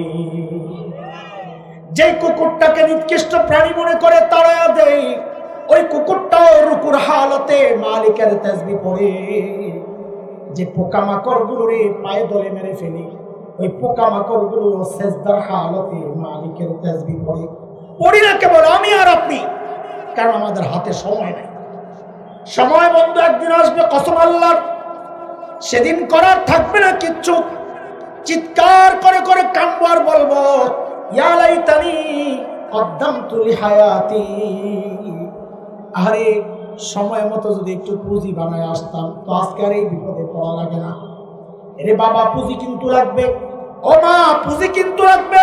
যুবক, পুঁজি কিন্তু লাগবে। পুঁজি ছাড়া কিন্তু মালিকের সামনে থেকে পার পাওয়া যাবে না। ছোট্ট করে যুবক তোমরা খেয়াল করো, ছোট্ট করে একটা পুঁজির গল্প শোনাই। পুঁজি পুঁজি একটা ছোট্ট গল্প শোনাই আপনাদেরকে, পুঁজির। গত বছরের গল্প। আমার মাদ্রাসার, আমার এক ওস্তাদ, মাদ্রাসার শিক্ষক, একদিন আমার অফিসে আমাকে ডেকে বলছেন কি, ভাই আপনারে একটা ভিডিও দেখাই তার মোবাইলের মধ্যে, একটু মনোযোগ লাগবে গল্পটা শুনতে। আছে মনোযোগ? আবারও হাত তোলা লাগবে না তো? আবার একটু মনোযোগ দাও যুবক, মনোযোগ দাও। আমাকে বলে একটা আপনারে ভিডিও দেখাই, আসে। তো আমার অফিসে ভিডিও দেখাচ্ছে তার মোবাইলে, কোনো এক আরব দেশের এক টেলিভিশনের একটা প্রোগ্রাম। একটা ছোট্ট বাচ্চার সাক্ষাৎকার নিচ্ছে একজন। বাচ্চাটা বয়স বড় জোর 13-14 হবে। বাচ্চাটা অন্ধ। অন্ধ মানে কোন ধরনের অন্ধ বুঝেন? চোখগুলো ভেতরের দিকে দাবানো, গর্তর মতো। আমরা আরবিতে বলি মাকফুফুল আইন, গর্তওয়ালা। তো উপস্থাপক বাচ্চাটাকে জিজ্ঞেস করছে, আচ্ছা তোমার যে চোখের নিয়ামতটা নাই, তুমি কি আল্লাহর কাছে এই নিয়ামতটা ফেরত চাও? বাচ্চাটা ভাবলেশীন জবাব দিয়ে দিল যে না, আমি এই নিয়ামত ফেরত চাই। আমি তো অবাক হয়ে গেছি এই দৃশ্য দেখে, কিরে বোকা নাকি, বলে কি এই নিয়ামত ফেরত চায় না? তো বুঝলাম, আহারে বাচ্চা মানুষ, এখনো ম্যাচুরিটি আসে নাই, এখনো বুঝে উঠতে পারে নাই যে এই চোখের নিয়ামতটা কত বড় নিয়ামত। কিন্তু আমি তো ভিডিও দেখে অবাক হয়েছি। উপস্থাপক যিনি সামনাসামনি বসা, যিনি প্রশ্ন করছেন, তিনি তো আরো অনেক বেশি অবাক হওয়ার কথা, যেহেতু সামনাসামনি। তিনি অনেক বেশি অবাক হয়ে জানতে চাইলেন, লিমাজা, আরে কেন তুমি এই নিয়ামত ফেরত চাও না? আহা, বাচ্চাটার জবাবটা শুই না বুঝছি, বোকা তো ও না, বোকা তো আমি, বোকা তো আমি। আল্লাহকে হাজির নাজির রেখে বলছি আপনাদের, ওর জবাবটা শুই না আমি সাথে সাথে কান্না করে দিচ্ছি। আরে বললো কি সেটা? সে বলে কি দেখেন, ছোট্ট বাচ্চা কি পুঁজি বানাইছে দেখেন। তাকে যখন জিজ্ঞেস করা হলো, তুমি কি এই নিয়ামতটা ফেরত চাও? বলে না, চাই না। বলে কেন চাও না? ও বলে কি জানেন, হাসরের মাঠে যখন কি পুঁজি বানাইছে, বলতেছিলাম পুঁজির গল্প। বলে হাসরের মাঠে যখন বিচার শুরু হয়ে যাবে, যখন আমার ডাক পড়বে, বিচারে যখন আমার ডাক পড়বে, বলে এই ছোট্ট বাচ্চার কি ডাক, অথচ তার চিন্তাটা কত স্বচ্ছ, কত পবিত্র, কত উঁচা। বলে যখন আমার ডাক পড়বে, তখন যেন আমি দুনিয়ায় এই নিয়ামত এই জন্য ফেরত চাই নাই, সেদিন যেন আমি আমার মালিকের সামনে নত জানু হয়ে বলতে পারি, ও আমার মালিক, ও আমার মালিক, দুনিয়ায় তো তুমি আমার এই নিয়ামতটা দাও নাই, ওগো মালিক, আজকে এই উসিলায় কি আমার আযাবটা একটু কমায়া দেওয়া যায় না মালিক? আমি কাঁদতেছিলাম ঠিক উল্টা চিন্তা করে, ঠিক উল্টা চিন্তা করে আমি কাঁদতেছিলাম। কি উল্টা চিন্তা? যাহারে আমার যখন হিসাব দেওয়ার পালা আসবে, আমি যখন আমার মালিকের সামনে যাব, তো আমার মালিক যদি ঠিক উল্টা প্রশ্নটাই আমাকে করেন, তো আমি কি জবাব দেব? আমার মালিক যদি আমাকে জিজ্ঞেস করেন, এরে হাসান জামিল, তোকে তো এই চোখের নিয়ামতটা দিছিলাম, তুই তো ভোগ করছস, এখন আযাবটা একটু বাড়াইয়া দিই, তো আমি কি জবাব দেব? তোকে তো জবানের নিয়ামত দিছিলাম, তুই তো ভোগ করছস, এখন আযাবটা একটু বাড়ায় দিই, তা আমি কি জবাব দিব? এর যুবক তুমি কি জবাব দিবা? বাবা আপনি কি জবাব দিবেন? মা কি জবাব দিবেন? কার কি পুঁজি আছে যেই পুঁজির ভরসায় এমন নিশ্চিন্ত জীবন যাপন করছি আমরা? কোন পুঁজির ভরসায় বলেন একটু? হ্যাঁ হ্যাঁ, পুঁজি তো আছে। পুঁজি যে নাই একেবারে তাও না, আমাদের পুঁজি তো আছে, গুনার পুঁজি। গুনার গুণা। চুল পাইকা সাদা হয়ে গেছে, এখনো গুনাহ ছাড়তে পারি না। দাড়ি পাইকা সাদা হয়ে গেছে, এখনো গুনাহ ছাড়তে পারি না। বাবা জিজ্ঞেস করি, আপনি গুনাহ ছাড়বেন কবে? কবে ছাড়বে? এর যুবক তুই কি ভেবেছিস আল্লাহ তোকেও দাড়ি পাকা পর্যন্ত সময় দিবেন, চুল পাকা পর্যন্ত সময় দিবেন? না রে বাপ, না না। আরে কে জানে কখন কার ডাক চলে আসে। কত বাবাকে দেখেছি সন্তানের লাশ কাঁদিনিয়া যাইতেছে। আরে কে জানে এই মজলিসেও এমন কেউ থাকতে পারে, তার খবর নাই, সে বসে আছে এখানে কিন্তু তার কাফনের কাপড়টা চলে আসছে দোকানে। কে জানে কালকে খবর পাইতে পারে বয়ান করে গেল হাসান জামিল তো দুনিয়ায় নাই। আরে কোন ভরসা এইভাবে চলতেছি বলেন? হ্যাঁ, আর কার নাফরমানি করতেছি? কার নাফরমানি করতেছি? ওই মালিকের না যে মালিক আমাদেরকে এত ভালোবাসেন, যে মালিক কত ভালোবাসেন, কত ভালোবাসেন আপনি দেখেন না? অযুবক তুমি বুঝো না, আশপাশ দেখো না। একটা ছোট্ট উদাহরণ দেই, কেন মালিক এত ভালোবাসেন, কত ভালোবাসেন? আমাকে জবাব দেন আপনারা। আল্লাহ ছাড়া, রসুল ছাড়া আমাদেরকে সবচাইতে বেশি কে ভালোবাসেন বলেন? মা। সাবাস, কে? সবাই বলেন কে? আহারে মার কলিজায় যে কত মমতা, মায়া, ভালোবাসা, আদর, স্নেহ, এটা মা ছাড়া দুনিয়ার কে জানবে? এখন মা নাই, চলে গেছেন, উপলব্ধি করি। মাহফিল শেষে যখন বাসায় ফিরতাম, রাত 2টা 3টা 4টা, বাসায় ঢুকে কি দেখতাম? বউ ঘুমাচ্ছে, বাচ্চারা ঘুমাচ্ছে। আমার বাসা ছিল 9 তলায়, এখনো আছে 9 তলায়। গলি দিয়ে ঢুকলে ওই জানালা দেখা যায়, তো গাড়িটা ঢুকার সাথে সাথেই মাথায় কাত করে উপরের দিকে তাকায়া দেখতাম। কেন? আমার মন ডাকতো কেউ না কেউ জানালার কাছে দাঁড়ায় আছে। ঘরে যখন ঢুকতাম তো যায় কি দেখতাম? বউ ঘুমাইতেছে, বাচ্চারা ঘুমাইতেছে, একজন মানুষ শুধু সজাগ, মা। কখনো পাইতাম সেজদায়, কখনো দেখতাম হাত উঠায় কাঁদতেছেন, কখনো জানালার পাশে যায় দাঁড়ায় আছেন, কখনো অস্থির পায়চারি করতেছেন। যায় জিজ্ঞেস করতাম, মা ঘুমান না? তো জড়ায়া ধরা বলতেন, বাবারে বাহিরে যতক্ষণ থাকো ঘুম তো আমার আসে না। এর নাম তো মা। আরে এই জন্যই তো মাসআলা আলাদা হয়ে গেছে বাবা আর মায়ের। মাসআলা কি? কোন সন্তান যদি বাবা মার আগে মারা যায় তো মাসআলা কি? বাবা তো সন্তানের লাশের পেছনে পেছনে যেতে পারে, বাবা সন্তানের কবরেও নামতে পারে। বলে কেন? বাবার কলিজায় কি মায়া নাই? বলে আছে। বাবাও চিৎকার করে করে কাঁদবেন, কিন্তু বাবাকে আল্লাহ ওই শক্তি দিয়েছেন, সন্তানকে দাফন করে বাবা সুস্থ অবস্থায় উপরে উঠতে পারবেন, কান্না করবেন, কিন্তু উপরে ওঠার মতো মানসিক শক্তি আল্লাহ বাবাকে দিয়েছেন। কিন্তু কোনো মায়ের জন্যে সন্তানের লাশের পেছনে যাওয়া চলবে না, কোনো মায়ের জন্যে সন্তানের কবরে নামা চলবে না। কেন? দুনিয়ায় এমন কোনো মা নাই যে সন্তানকে দাফন করার জন্যে কবরে নামবেন, সন্তানকে দাফন করে সুস্থ অবস্থায় উপরে উঠবেন দুনিয়ায়। এমন কোনো মা নাই সন্তানকে শোয়া দিয়া নিজেও লাশ হয়ে শুয়া পড়বেন। এর দোস্ত, এই যে মার কলিজায় এত মমতার, দরদার, ভালোবাসা, আমি একটু ছোট্ট করে জানতে চাই, জিজ্ঞেস করি আপনাদের, এত মায়া মার কেন? মা আমার চোখ বানাইছেন সেই জন্যে। কথা বলেন, জবাব দেন। মা আমার জিব্বা বানাইছেন সেই জন্যে, হাত পাও বানাইছেন সেই জন্যে। তো একবারে জবাব দেন তো, মা আমার কি বানাইছেন? বলেন, জবাব দেন, কি বানাইছেন? আরে কথা তো বলেন, কি বানাইছেন? মা কি বানাইছেন? কিছুই বানান নাই। হ্যাঁ, এটা অন্তত বলেন, কিচ্ছুই বানান নাই, কিছুই বানান নাই। অল্প কয়েকদিন ভাড়াটিয়ার মতো পেটে ধারণ করেছেন, হওয়ার পরে লালন করেছেন, তাতেই মার কলিজায় এত মায়া। মা কিচ্ছু বানান নাই, মা আমার কিচ্ছু বানান নাই। অল্প কয়েকদিন পেটে নিয়েছেন, তাতেই মার কলিজায় এত মায়া। তাইলে যে আল্লাহ আমার চোখ বানাইছেন ওই আল্লাহর কত মায়া, যে আল্লাহ আমার জিভ বানাইছেন ওই আল্লাহর কত মায়া, যে আল্লাহ আমার হাত পাও বানাইছেন ওই আল্লাহর কত মায়া, যে আল্লাহ আমাকে এত এত নিয়ামত দিয়া বাঁচায়া রাখছে ওই আল্লাহর কত মায়া। রে যুবক, আমার মালিকের কত মায়া তুমি কি দেখো না? আরে আমি আর তুমি দরজা লাগায়া যখন গুনাহ করি, জানলা বন্ধ, দরজা বন্ধ, ভেতরে গুনাহ চলতেছে, আমার মালিকের কত ভালোবাসার মায়া। ওই গুনাহ অবস্থায় আমার মালিক দরজার নিচে দিয়া বাতাস আর অক্সিজেন পাঠায়া দেন যেন আমি মইরা না যাই। ওই মালিকের নাফরমানি আর কত কাল চলবে যুবক? ও বাবা, ওই মালিকের নাফরমানি আর কত কাল চলবে বলেন? এই গুনাহওয়ালা চোখগুলো নিয়ে মালিকের সামনে কেমনে দাঁড়াবো বলেন? এই গুনাহওয়ালা হাত পাও নিয়ে মালিকের সামনে কেমনে দাঁড়াবো বলেন?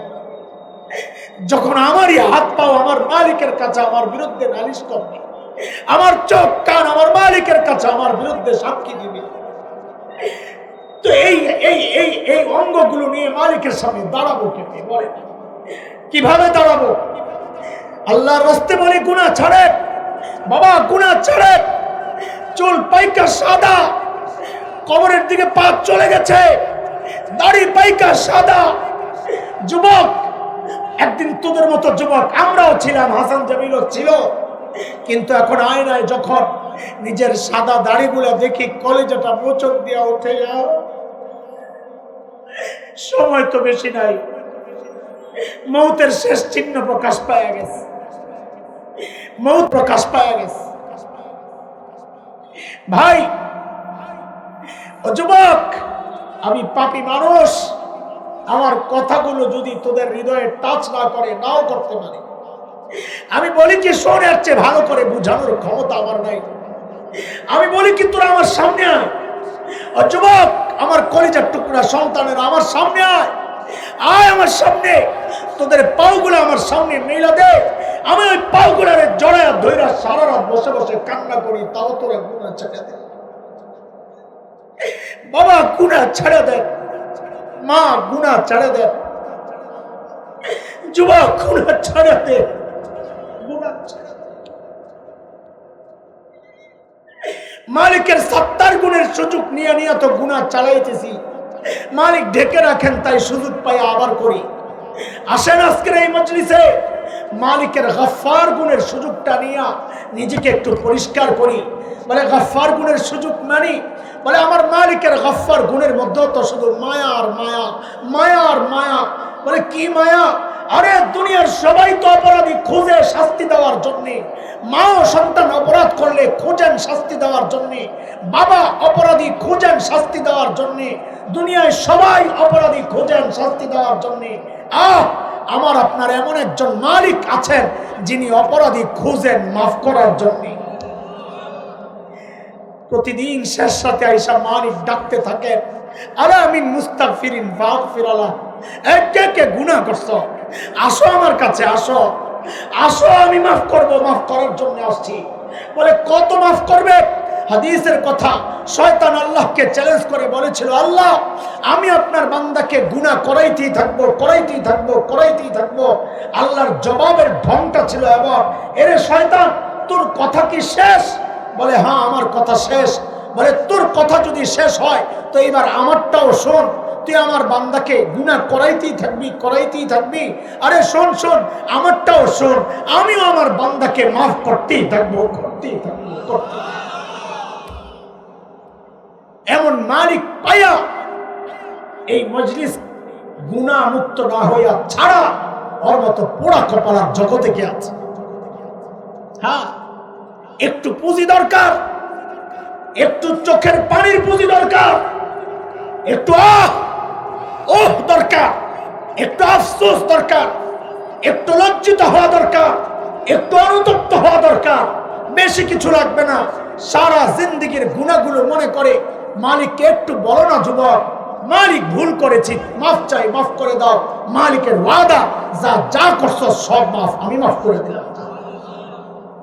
মুহতারাম হাজরিন, কথা চলে গেছে অনেক দূর। আমরা ছিলাম হযরত সাঈদ ইবনে আমির আল জুমাহির ঘটনায়, মনে আছে কিনা?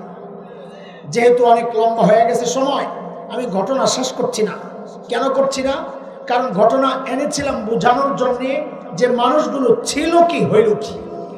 আচ্ছা, আপনারা কি বুঝতে পেরেছেন? এবার বলেন, আমাকে একটু জবাব দেন, ছোট্ট করে জবাব দেন। মানুষগুলো ছিল সবচেয়ে খারাপ, হয়ে গেল সবচেয়ে ভালো।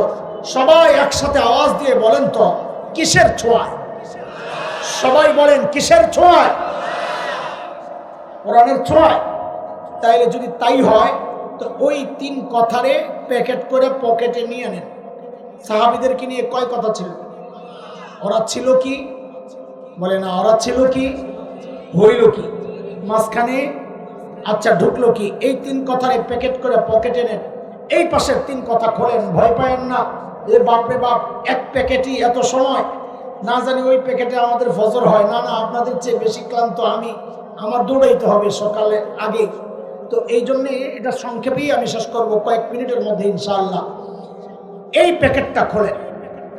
এই প্যাকেটটা খোলার আগে আমি আপনাদেরকে একটা কথা জিজ্ঞেস করি, জানতে চাই আপনাদের কাছে। যেই কোরআন ধরে সাহাবায়ে কেরাম সর্বশ্রেষ্ঠ হয়ে গেলেন, ওই কোরআন কি আল্লাহ তাআলা আসমানে উঠায় নিয়ে গেছেন, তাই না? আছে? পুরান হয়ে গেছে। কথা বলেন, পাওয়ার নষ্ট হয়ে গেছে। হ্যাঁ, ব্যাটারি ফিউজ হয়ে গেছে। আগের মতোই? জোরে বলেন, আগের মতোই? তাহলে আমি একটা প্রশ্ন করি, বুঝে শুনে জবাব দিবেন। বলেন, যেই কোরআন ধরে সাহাবায়ে কেরাম সর্বশ্রেষ্ঠ মানুষ হইলেন, ওই কোরআন ধরে আমরা সর্বশ্রেষ্ঠ মানুষ হতে পারি, এটা কে কে বিশ্বাস করেন? আমি তো বিশ্বাস করি, আপনারাও করেন? হাত নামান, হাত নামান। কোন জায়গায় হাত উঠাইছেন মনে রেখেন, পরে আবার পোল্টি মেরেন না আমার সাথে। আপনারা বিশ্বাস করেন যে কোরআন মানুষকে সর্বশ্রেষ্ঠ মানুষ বানায় না? বিশ্বাস করেন তো? সময় থাকতে অস্বীকার করেন যে আমি মানি না, নাউজুবিল্লাহ, না করেন না, সাথে সাথে ইমান চলে যাবে। আমি এটা জানতেও চাই না, দরকার নেই। এটা বিশ্বাস রাখেন যে কোরআন মানুষকে সর্বশ্রেষ্ঠ মানুষ বানায়। আরেকটা প্রশ্ন করি, বুঝে শুনে উত্তর দিয়ে। আমরা কি আমাদের সন্তানকে, আমাদের আপনজনকে, ছোট ভাইকে সর্বশ্রেষ্ঠ মানুষ বানাতে চাই? কে কে চাই একটু দেখতে চাই। আল্লাহু আকবার। সবাই চাই? মাশাআল্লাহ। এই যে হাত উঠাইছেন না 2 জায়গায়, রাগ করেন না, আমি শুরুতে মাফ চাই নিয়েছি, আপনাদেরকে কষ্ট দেওয়ার জন্য কথাগুলো বলা না, হৃদয়ে আফসোসের আগুন জ্বালাইতে বলছি। এই যে হাত উঠাইছেন 2 জায়গায়, আমি নিশ্চিত করে বলতে পারি এখানে এমন বহু আছেন যারা মিথ্যা কথা বলেছেন, সত্য বলেন নাই। আপনি বলবেন, আপনি কি গায়েব জানেন? দোস্ত, গায়েব আমি কোত্থেকে জানবো? গায়েব তো জানেন শুধু আল্লাহ তাআলা। কে? শুধু কে জানেন? আরো জোরে বলেন, কে জানেন? আল্লাহ। আমি গায়েব কোত্থেকে জানবো? হ্যাঁ, আমি এই সমাজ তো জানি। এই সমাজের মানুষের গতি পথ আমার জানা, এই সমাজের মানুষের স্বভাব চরিত্র আমার জানা। সেই জানার জায়গা থেকে বলছি, আপনারা অনেকে আছেন মিথ্যা বলেছেন। কেন মিথ্যা বললেন? কিভাবে মিথ্যা বললেন? তো একটু শুনেন। আপনারা বলেন নাই আপনারা আপনাদের সন্তানকে সর্বশ্রেষ্ঠ মানুষ বানাতে চান? বলেন নাই? এটাও কি বলেছেন সর্বশ্রেষ্ঠ বানায় কোরআন? বলেছেন? তাহলে এখন আপনাদেরকে ধরায় দিই কিভাবে মিথ্যা বললেন। আপনি বললেন সর্বশ্রেষ্ঠ বানাইতে চান সন্তানকে, আবার আপনি বললেন সর্বশ্রেষ্ঠ বানায় কোরআন। তো আপনাদের কাছে আমাদের জানতে চাওয়া, যদি আপনি দুইটাই বিশ্বাস করেন, তো সন্তানকে সর্বশ্রেষ্ঠ বানানোর জন্য আপনার সন্তানকে তো কোরআনী প্রতিষ্ঠানে পাঠানোর কথা ছিল, কোরআন শেখানোর কথা ছিল, কোরআনী শিক্ষা দেওয়ার কথা ছিল। তা না কইরা আপনি সন্তানকে পাঠাইলেন কোথায়? জবাব দেন। তার মানে মিথ্যা বলছেন। থাক, আমি আপনাদেরকে কষ্ট দেওয়ার জন্য বলছি না, শুধু এতটুকু বলেন আমাকে, যা করেছেন ঠকেছেন না জিতেছেন? বলেন, জলদি বলেন, আমি শেষ করছি 2-4 মিনিটের মধ্যে। বলেন, জোরে বলেন। যারা সন্তানকে দিন শিখান নাই, আমি তো বলবোই ঠকেছেন। আপনারা কি মনে করেন? আমি জোর করে চাপাইয়া দিতে চাই না, আমি বুঝাইয়া আগাইতে চাই। আপনারা কি মনে করেন যারা সন্তানকে দিন শিখান নাই, কোরআন শিখান নাই, ডাক্তার ইঞ্জিনিয়ার বহু কিছু বানাইছেন, আপনারা কি মনে করেন আপনারা জিতে গেছেন? আপনারা মনে করেন না করেন আপনাদের ব্যাপার, আমাদের দায়িত্ব আপনাদেরকে বুঝাইয়া দেওয়া। না, আপনারা জিতেন নাই, আপনারা ঠকেছেন। শুধু নিজেরা ঠকেন নাই, সন্তানকে ঠকাইছেন। বলে কেমনে? আমি ছোট্ট একটা উদাহরণ দিয়ে শেষ করবো। দেখেন, আমি ঢাকার যে মসজিদের খতিব, সায়েন্স ল্যাবরেটরি ধানমন্ডিতে, একসময় ঢাকার সব বড় মানুষগুলো ধানমন্ডিতে থাকতো, এখন গুলশান, বারিধারা, উত্তরা, বনানী এগুলো হয়েছে। একসময় ঢাকার মূল ছিল ধানমন্ডি। ওই পুরান দিনের একজন মানুষ মারা গেছেন, প্রভাবশালী মানুষ। তার ছেলে আমেরিকায় থাকে, ডক্টর, এক ইউনিভার্সিটির প্রফেসর, পিএইচডি করা ডক্টর। বাবার মৃত্যুর খবর শুনে ছেলে আসছে, ভালো ছেলে বলেই আসছে, না হয়তো আসতো না। ছেলে আসার পর হসপিটালের আনুষ্ঠানিকতা শেষ করে লাশ বের করে যখন জানাজার জন্য আমার মসজিদে আনা হলো, তো এলাকার মুরব্বীরা আমাকে বললেন, যেহেতু এলাকার গুরুত্বপূর্ণ ব্যক্তি, হযরত এই জানাজাটা আপনি পড়াইয়েন। আমি ঠিক আছে, আমি আসি, পড়াব। তো জানাজা খুব ভালো করে খেয়াল কর, জানাজা পড়ানোর জন্য আমি তো দাঁড়াবো। এর মধ্যে দেখি পাশ থেকে ওই ভদ্রলোক বাচ্চাদের মতো হাউমাউ করে কান্না করতেছে। আমি তো অবাক হয়ে তাকায় আছি, কেন? কারণ এই লেভেলের মানুষের কেন যেন কান্না চলে যায়, চোখের পানি থাকে না। যারা বিদেশে ঘুরেছে, অনেক লেখাপড়া করেছে, এদের কেন যেন দিল শক্ত হয়ে যায়। তো দেখি হাউমাউ করে কান্না করতেছে। তো আমি ডেকে জিজ্ঞেস করলাম, কেন কান্না করে? সান্ত্বনা দিচ্ছিলাম।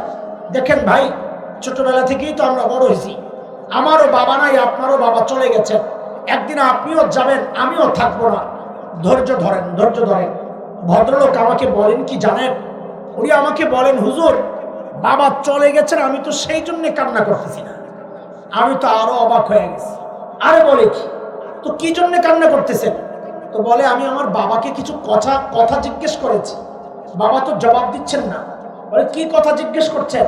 বলে, আমি আমার বাবার কাছে জানতে চাচ্ছিলাম, বাবা, আমাকে তো সর্বোচ্চ শিক্ষায় তুমি শিক্ষিত করার জন্যে তোমার জীবন যৌবন শেষ করেছ, তোমার সুখ শান্তিকে তুমি বিসর্জন দিয়েছ, হয়তো তুমি সফল হয়েছ, আমাকে সর্বোচ্চ শিক্ষায় তুমি শিক্ষিত করেছ, হয়তোবা করেছ, হয়তোবা সফল হয়েছ, কিন্তু ও বাবা, আমাকে এখন তুমি জবাব দাও। ও বাবা, আমাকে জবাব দাও, তোমার লাশ সামনে আমি জানাজা পড়ব। বাবা, এত কিছু শিখাইলা, এখন কি পড়ব? বাবা, এইটা কেন শিখাইলা না? জবাব দাও।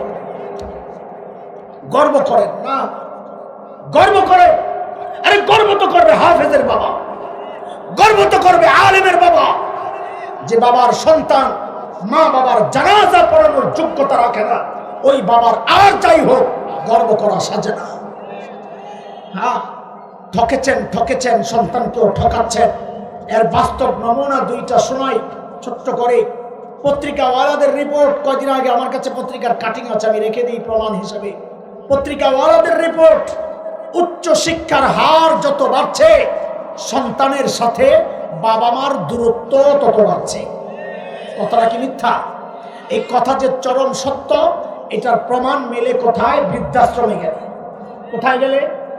গত রোজার ঈদের দিনের কথা আমি নিজে দেখেছি। একজন ভিডিও ক্লিপ পাঠাইছে আমার মোবাইলে, কোন টেলিভিশনওয়ালারা জানি ডকুমেন্টারি বানানোর জন্য গেছিল, বুড়া বুড়ির সাক্ষাৎকার নেওয়ার জন্য। আহা, কি করুণ দৃশ্য! ঈদের দিন এই মানুষগুলো কোনো নর্মাল ফ্যামিলির মানুষ না, হাই সোসাইটির, হ্যাঁ, এলিট শ্রেণীর, নিজেরা উচ্চপদস্থ কর্মকর্তা, চাকরি করেছে, ছেলে মেয়ে ইউরোপ আমেরিকায় থাকে, বাবা মা এখন শেষ বয়সে বৃদ্ধাশ্রমে। সাংবাদিকরা যখন পরিচয় জানতে চাচ্ছিল, মুখ ফিরায় আনিচ্ছে, কষ্ট গোপন করার চেষ্টা করছিল, কিন্তু কষ্ট তার গোপন থাকে না, সেগুলা চোখের পানি হয়ে প্রকাশ পাওয়া যায়।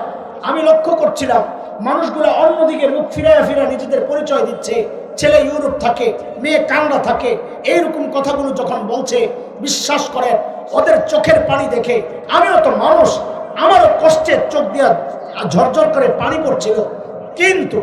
কিন্তু একটা জিনিস চিন্তা করে গর্বে আমার বুকটা ভরে গেছে। সেটা কি জানেন? একজন মা তার পরিচয় দেওয়ার সময় বলেন নাই আমি হাফেজের মা। একজন বাবাও তার পরিচয় দেওয়ার সময় বলেন নাই আমি আলেমের বাবা। বলতে পারে না কেন? হাফেজ আলেমের, তাকে শিক্ষা দেওয়া হয়েছে তোমার মায়ের পায়ের কাছে তোমার জান্নাত, ও জান্নাত ফলাইয়া যাবে কোথায়? ঠকেছেন দুনিয়ায়, আল্লাহ না করুন যদি এইভাবে চলতে থাকেন ঠকবেন আখিরাতে। আমরা দিন শিখে আমরা নিজেরাও ঠকি নাই, আমাদের বাবা মাও ঠকেন নাই। আমাদের নিজেরটা বলার দরকার নাই, বাবা মায়েরটাই বলি। আমার বাবা মা কেন ঠকেন নাই আমার দিন শিখায়া? কারণ দেখেন, প্রতিদিন 3টা 4টা করে প্রোগ্রাম, ঈদের দিনও তো আমরা ছুটি পাই না, ঈদের নামাজ পড়াইতে হয়।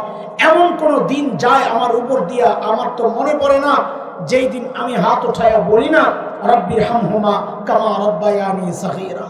আমার তো আরো আলাদা কিছু পাগলামি আছে। আমাদের এমনি আমি তো বড় হয়েছি ঢাকাতেই, কিন্তু আমাদের দাদার বাড়ি কুমিল্লা। তো ওখানে আমার গ্রামের বাড়িতে মাদ্রাসা, মাদ্রাসার পেছনেই আমার মা বাবার কবর। মাঝে মধ্যেই চলে যাই, এই কদিন আগেও গেছি। এত ব্যস্ততার মধ্যে দৌড়াই, যাইয়া কি করি, ওই যে কবর জিয়ারত তো যা করার সুন্নত তরিকায় করি, তারপর মা বাবার দুইজনের মাথার কাছে যাইয়া বসি।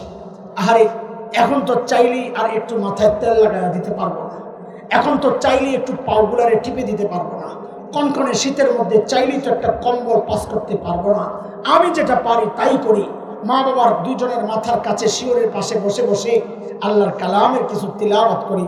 কিছুক্ষণ তিলাওয়াত করে ওঠার সময় শুধু মালিককে বলি, ও আমার মালিক, এই যে তিলাওয়াত করলাম আমার এই মা বাবার ওসিলায়, তারা শিখাইছেন বলে আমি তিলাওয়াত করেছি। ও আল্লাহ, দুনিয়া থেকে যাওয়ার সময় যারা আমাকে তোমার সাথে জুড়ে দিয়ে গেছেন, ওগো মালিক, আজকে এই কঠিন সময়ে তারা যেন তোমার রহমত থেকে বিচ্ছিন্ন না হয়ে যায়। রব্বির হামহুমা কামা রব্বায়ানি সগীরা। বলেন, আমার মা বাবা জিতেছেন না ঠকেছেন?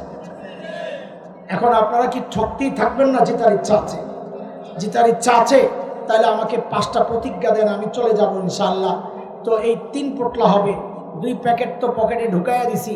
বলেন তো 6 কথা বলেন তো, আমার আবার শোনায়া দেন, তাইলে ছেড়ে দিই। বলেন, সাহাবীদেরকে নিয়ে কয় কথা?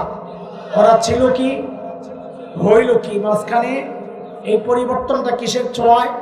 কোরআনের ছোঁয়ায়। আমাদের 3 কথা বলেন, ধরলাম কি, ছাড়লাম কি, আহারে করলাম কি। দেখেন এই সব কথা যা বলেছে 6 কথার ভিতরে। এইবার 5টা ওয়াদা দিয়ে আপনারা বাড়ি যান। 1 নম্বর, আমাকে সবাই ওয়াদা দেন ইনশাআল্লাহ যে আমরা শুদ্ধ কোরআন শিখবো ইনশাআল্লাহ। আরে ইনশাআল্লাহ পরে বলেন, আগে কথাটা বলে নেন।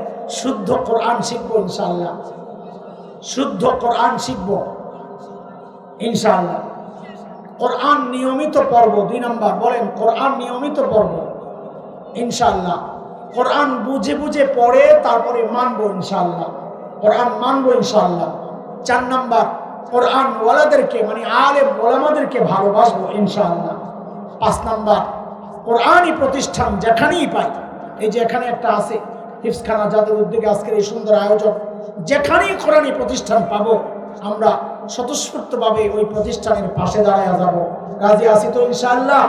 আল্লাহ তাআলা আমাদেরকে কবুল করেন, আমাদের সকলের জীবনকে কোরআনী জীবন বানায়া দেন, সুন্নাহর জীবন বানায়া দেন। এই সমস্ত ফিতনার যুগে যখন আমাদের ঈমান হরণের নানান রকমের চক্রান্ত চলছে, কোরআন আঁকড়ে ধরার মাধ্যমে এই চক্রান্ত মোকাবেলার সুযোগ তৌফিক আল্লাহ তাআলা আমাদেরকে দান করেন, আমিন। আজকের সুন্দর আয়োজনে যারা অর্থ, সময়, শ্রম, পরামর্শ দিয়ে সহযোগিতা করেছেন, এলাকার জনপ্রতিনিধি যারা এমপি সাহেব সহ, চেয়ারম্যান সাহেবরা সহ, এবং আইন শৃঙ্খলায় যারা আছেন, সকলের সর্বাত্মক সহযোগিতা এই সুন্দর একটা প্রোগ্রাম আমরা পেয়েছি। আমাদেরকে দাওয়াত করে যারা সম্মানিত করেছেন, আল্লাহ তাআলা সবাইকে এবং আপনাদেরকেও এর উত্তম জাযা বিনিময় দান করেন, আমিন আমিন। আমি দোয়া চাই আল্লাহ তাআলা যেন আমাকে আমৃত্যু কোরআনের খাদিম হিসাবে কবুল করেন। ওয়া আখিরু দাওয়ানা আলহামদুলিল্লাহি রাব্বিল আলামিন। সুবহানাল্লাহি ওয়া বিহামদি, সুবহানাকাল্লাহুম্মা বিহামদিক, আশহাদু আল্লা ইলাহা ইল্লা আনতা আস্তাগফিরুকা ওয়া আতুবু ইলাইক।